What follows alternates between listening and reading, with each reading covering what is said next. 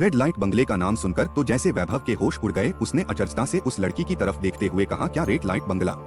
जहाँ तक मुझे पता है वो रेड लाइट बंगला तो काफी सालों से बंद है ना, और उस बंगले के आसपास दूर दूर तक कोई घर भी नहीं है। फिर आपने उस रेड लाइट बंगले के पास छोड़ने के लिए कैसे बोला? वैभव की बात सुनकर वह लड़की कहती है, जी आपने सही कहा, कुछ महीने पहले तक वह रेड लाइट बंगला बंद था, पर अब मैंने उस बंगले को खरीद लिया है। पिछले महीने ही मैं ऑस्ट्रेलिया से आई हूँ और 1 हफ्ते पहले ही मैं उस बंगले में शिफ्ट हुई हूँ। वैभव ने उस लड़की की तरफ देखते हुए कहा, जी आप बुरा ना माने तो क्या मैं आपका नाम जान सकता हूँ? वैभव को वो लड़की पहनावे और तौर तरीके में क्रिश्चियन कल्चर की लग रही थी। उस लड़की ने वैभव से कहा, मेरा नाम अयाना है, आप मुझे ऐना कहकर बुला सकते हैं। और आपका नाम? वैभव ने कहा, मेरा नाम वैभव है और आपको मुझे वैभव ही बुलाना पड़ेगा। और दोनों मुस्कुराने लगते हैं। वैभव ने बात को आगे बढ़ाते हुए ऐना से पूछा, आप इतनी रात को अकेले घर से बाहर, क्या आपकी फैमिली में कोई नहीं है? और आप करती क्या है? ऐना ने वैभव की बात का जवाब देते हुए कहा, मैं दिन में पियानो क्लास जाती हूँ, मुझे पियानो बहुत पसंद है और मुझे संगीत में अधिक रुचि है, और रात को मैं क्लब में सिंगिंग करती हूँ, जो कि मेरा पैशन और मेरी जॉब दोनों है। वैभव ने कहा, अच्छा तो अब समझा, आप इतनी रात को क्लब से आ रही हो, मुझे भी संगीत में दिलचस्पी है, क्या आप मुझे पियानो बजाना सिखाएंगी? ऐना ने कहा, हाँ क्यों नहीं डियर, अब तो हम दोस्त हैं, आपका जब भी मन हो पियानो सीखने का आप मेरे घर आ सकते हैं। वैभव ने कहा, हाँ मैं जरूर आऊंगा। वैभव ऐसे ही बातें करते हुए गाड़ी चला रहा था और गाड़ी कुछ ही देर में रेड लाइट बंगले के आगे थी। वैभव ने गाड़ी रोक दी और ऐना से कहा, ऐना तुम्हारी मंजिल आ चुकी है।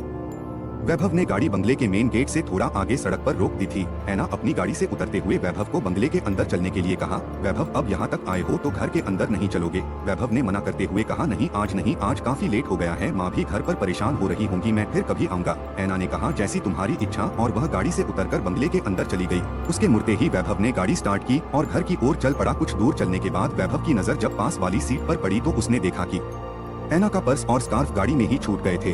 वैभव ने सोचा, कहीं उसके पर्स में कुछ जरूरी कागजात ना हो। अगर मैंने सुबह लौटाने का सोचा और वह घर पर ना मिली तो मुझे ना तो उसके पियानो क्लास का पता है और ना ही क्लब का। मैं अभी ज्यादा दूर भी नहीं आया, मुझे उसका सामान अभी लौटा कर आना चाहिए। वैसे भी घर पहुंचने में लेट तो मैं हो ही गया। यह सोचकर वैभव गाड़ी को वापस रेड लाइट बंगले के रास्ते की तरफ घुमा देता है। कुछ ही देर में वैभव रेड लाइट बंगले के आगे होता है। वैभव ऐना का सामान हाथ में लेकर गाड़ी से उतरता है और बंगले की ओर बढ़ता है। वह बंगला देखने में बहुत बड़ा था। वैभव धीरे धीरे उस बंगले की ओर अपने कदम बढ़ाता है। वैभव उस बंगले के दरवाजे के सामने पहुंचकर जैसे ही दरवाजे को छूता है, दरवाजा हल्के धक्के से खुल जाता है। चारों तरफ इतनी शांति थी कि दरवाजे के खुलने की आवाज साफ सुनाई दे रही थी। वैभव बंगले के अंदर प्रवेश करता है।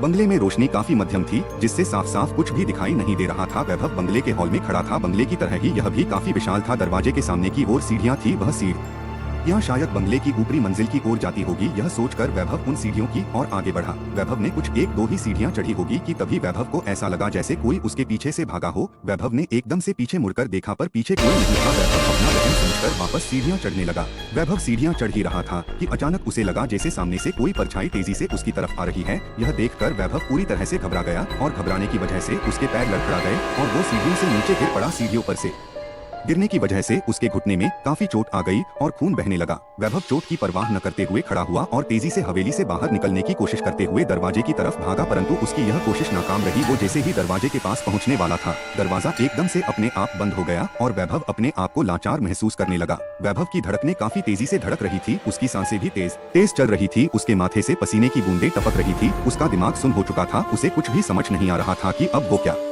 करें। उसने अपनी पूरी ताकत से दरवाजे को खोलने की कोशिश की। दरवाजा इतना मजबूत था जिससे उसकी यह कोशिश भी नाकाम हुई। वैभव अपनी पूरी ताकत से दरवाजे को खोलने की कोशिश कर रहा था। तभी वैभव को ऐसा महसूस हुआ जैसे पीछे से किसी ने उसके कंधे पर हाथ रखा हो। वैभव के तो जैसे प्राण ही सूख गए। वो बड़ी हिम्मत करके पीछे देखने के लिए मुड़ा। जैसे ही उसने पीछे मुड़कर देखा, अचरजता से उसकी आंखें फटी की फटी रह गई। जारी है।